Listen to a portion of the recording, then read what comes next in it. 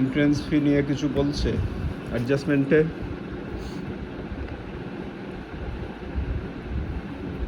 বলছে কোনো জায়গায় কিছু? কোথাও কিছু বলেনি। এন্ট্রেন্স ফির ব্যাপারটা শুনে রাখো। ভর্তি ফিটা এটাকে ক্যাপিটাল ইনকামও ধরা যায়, রেভিনিউ ইনকামও ধরা যায়। রেভিনিউ ইনকাম ধরলে তুমি এখানে ইনকামের মধ্যে লিখতে পারো। বিভিন্ন বইতে বিভিন্নভাবে করা আছে এটা, তবে এই রাইটার এটাকে ক্যাপিটাল ইনকাম হিসাবে ধরছে। ক্যাপিটাল ইনকাম মানে যা প্রায়ই পাওয়া যায় না। তো ক্যাপিটাল ইনকাম ধরলে কি রেভিনিউয়ের মধ্যে লেখা যাবে? ইনকামে লেখা যায়নি। এবার মেন ইনকাম দেখো, সাবস্ক্রিপশান 20,000। এই 20,000 ছাড়া অ্যাডজাস্টমেন্টে কিছু আছে সাবস্ক্রিপশানের ব্যাপারে? দেখো নাম্বার 3 অ্যাডজাস্টমেন্টে বলছে total subscription include subscription of 2,500 of for previous year. Previous ইয়ারের সাবস্ক্রিপশান কত? 2,500। অ্যান্ড নেক্সট ইয়ারের কত? 1,500। আর সাবস্ক্রিপশান কারেন্ট ইয়ারের ডিউ 4,000। মূলত এখানে সাবস্ক্রিপশান থেকে লাস্ট ইয়ারেরটা মাইনাস করতে হবে। মাইনাস করলে কত আসবে? থেকে 2,500 মাইনাস করলে 17,500 আসবে। তার সাথে নেক্সট ইয়ারেরটাও মাইনাস 1,500 করলে হবে 16,000। আর কারেন্ট ইয়ারের 4,000 প্লাস করলে হবে 20,000। ওকে, কারণ ইনকামের নেচার হচ্ছে ইনকামের মধ্যে আগের বছরের পরের বছরের কোনো ইনকাম দেখানো যায়। এখানে মূলত এখানে এই রাইটার যেভাবে করছে এখানে ডিটেলস দেখায়নি, ডাইরেক্ট দেখো 20,000 লিখে দিচ্ছে। কিন্তু এইভাবে দেখালে হবে না। এখানে মূলত সাবস্ক্রিপশান লিখে 2,500 গত বছরে আছে না, এটা মাইনাস করতে হবে। মাইনাস করলে কত হবে? Already included. কারণ ইনকামের মধ্যে প্রিভিয়াস ইয়ার নেক্সট ইয়ারের ইনকাম দেখানো যাবে না। তো এখানে 2,500 মাইনাস করলে কত হবে? 17,500 না? নেক্সট ইয়ারের 1,500 মাইনাস করলে কত হবে? 16,000। তার সাথে কারেন্ট ইয়ারের 4,000 প্লাস করলে কত হবে? 20,000। এখানে দেখো ডাইরেক্ট লেখা আছে, কিন্তু এইভাবে লিখলে এটা ঠিক হয়নি। 20,000 কীভাবে আসলো? কেউ মনে করতে পারে এখানে যে রিসিপ্টের দিকে যে 20,000 আছে ওইটাই মনে হয়, কিন্তু ওইটাই কি আসলে? এখানে মাইনাস প্লাস করে ওটা হয়েছে, তাই না? এটা খেয়াল রাখবা। এভাবে 20,000 লেখা। সাবস্ক্রিপশন ফ্রম লাইভ মেম্বার, এটা কি সবসময় পাওয়া যায়? এই জন্য এটা ক্যাপিটাল ইনকাম। ক্যাপিটাল ইনকাম মানেই এই রেভিনিউয়ে লেখা যাবে না। ক্যাপিটাল ইনকাম বুঝো তো তুমি উসমান? ক্যাপিটাল ইনকাম সম্পর্কে ধারণা আছে? যেটা প্রায়ই পাওয়া যায় না, বড় লেভেলের ইনকাম, সেটাকে কারেন্ট ইয়ারের ইনকামের মধ্যে দেখানো যায় না।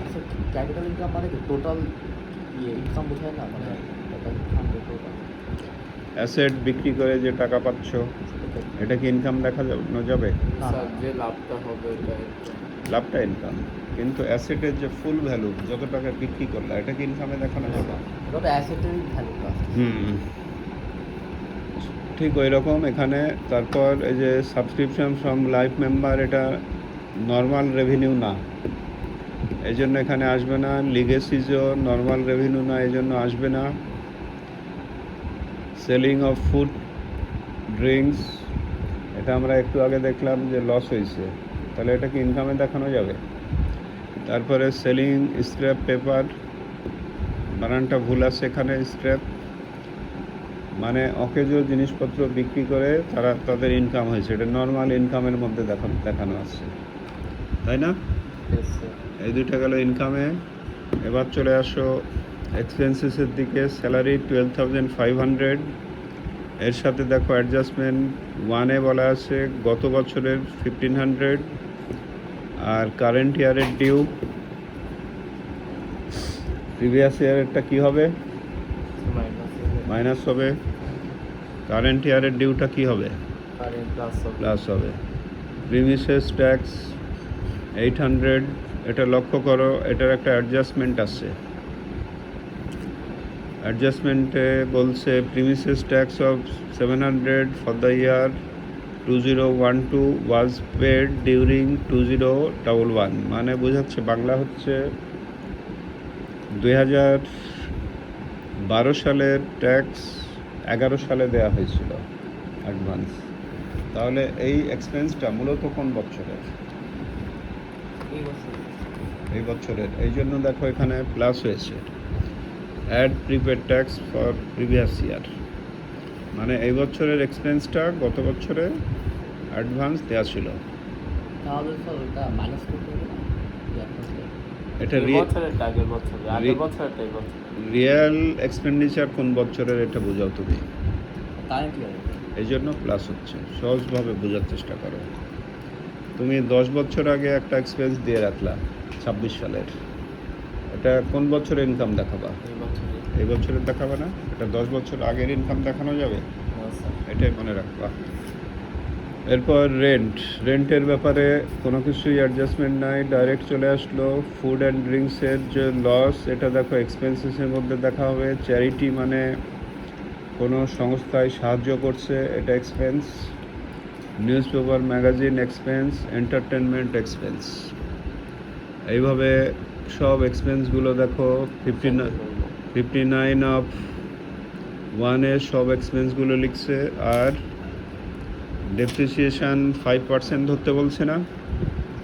Yes sir. ফার্নিচার শুরুতে ছিল 25,000, এর 5% যদি ডেপ্রিসিয়েশন ধরো কত হয়? 1250। এটা এখানে লেখা হলো, দিয়ে এভাবে সব এক্সপেন্স মাইনাস করে দেখা যাচ্ছে, দেখো এই অঙ্কে এক্সপেন্স বেশি হয়ে যাচ্ছে, এই জন্য এটাকে বলা হচ্ছে expenditure over income. Expenditure over income. এটার উপরে কোনো কোয়েশ্চেন থাকলে বলো।